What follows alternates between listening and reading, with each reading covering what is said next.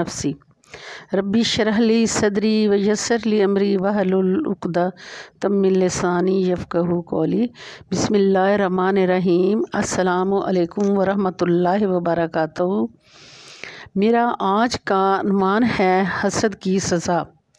हसद करने की क्या सज़ा मिलती है। आज मैं चाहती हूँ मैं आपके सामने ये बात बयान करूँ कि जो लोग हसद करते हैं इनकी सज़ा क्या है, हसद करने वाले के पलड़े में क्या पड़ता है, जिन लोगों ने हसद किया उनको क्या मिला और जिनसे हसद किया गया अल्लाह करीम ने उनको क्या मकाम अता फरमाया। मेरी बहनों, आपसे रिक्वेस्ट है खुदा रा वीडियो पूरी देखें फिर समझ आएगी।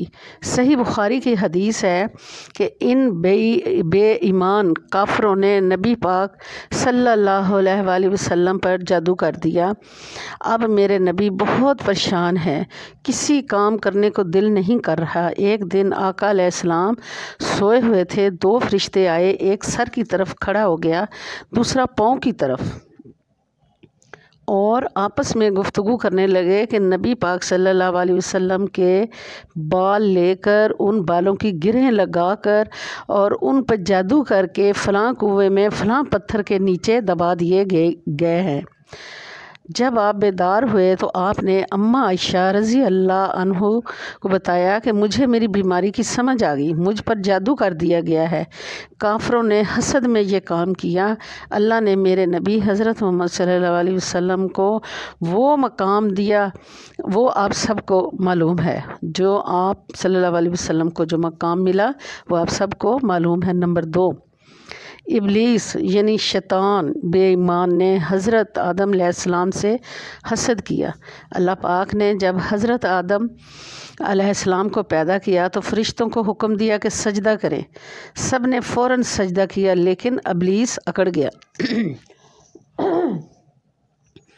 अल्लाह ने पूछा तू सजदा क्यों नहीं करता। जवाब मिला मैं इससे बेहतर हूँ, ये मिट्टी से पैदा हुआ है और मैं आग से बना हूँ, इसलिए मेरा मकाम ऊंचा है। अल्लाह पाक ने फरमाया ए इब्लीस, अब क़यामत तक तुझ पर मेरी फटकार और लानत ही पड़ती रहेगी। नंबर 3, इसी तरह आदम अलैहिस्सलाम के बेटे काबील के दिल में अपने भाई हाबील के लिए हसद की आग भड़क उठी। बात काफ़ी लंबी है लेकिन मुख्तसर ये है कि एक दिन छोटा भाई हाबील सो रहा था, काबील पत्थर लेकर आया, भाई का सर कुचल कर शहीद कर दिया। हसद इतनी गंदी चीज़ है, इसके जहन में ये भी ख्याल न रहा कि ये मेरा सगा भाई है। हमेशा हाबील अपने भाई की बुराई का जवाब प्यार से ही देता था।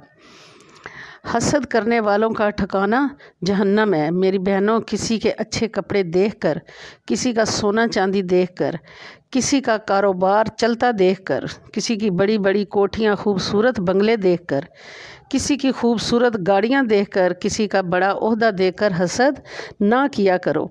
ये मेरे अल्लाह की देन है। इज़्ज़त और ज़िल्लत अल्लाह के हाथ में है। एक दिन नबी सल्लल्लाहु अलैहि वसल्लम सहाबा कराम रज़ी अल्लाह अन्हा के दरमियान में बैठे थे। बैठे बैठे आप फरमाते हैं मेरे सहाबा, मस्जिद के दरवाज़े पर एक आदमी है जिसने जन्नती देखना है, उसको देख लो। सहाबा कराम उसे देखने के लिए नज़रें उठाते हैं। वो सैयदना साद रज़ी अल्लाह अन्हा थे। सहाबा कराम ने साद रज़ी अल्लाह अन्हा से पूछा आप हमारी ही तरह तो नमाज़ें पढ़ते हैं, कुरान भी हमारी ही तरह पढ़ते हैं, आपका ऐसा कौन सा अमल है कि आपको नबी पाक ने जन्नत की बिशारत दी है। ये साहबी कहता है मैं और तो कोई अमल नहीं करता, सिर्फ़ एक अमल करता हूँ। जब से मैंने होश संभाला है उस दिन से लेकर आज तक मैंने किसी मुसलमान के बारे में हसद नहीं किया। सुभान अल्लाह। हसद की आग में हज़रत यूसुफ़ अलैहिस्सलाम का उसके भाइयों ने क्या हाल किया और अल्लाह पाक ने हज़रत यूसुफ़ को क्या मकाम दिया। आखिर में दुआ है कि अल्लाह ताला हम सब को हसद जैसी लानत से बचाए और जन्नत का हकदार बनाए। आमीन सुम्मा आमीन।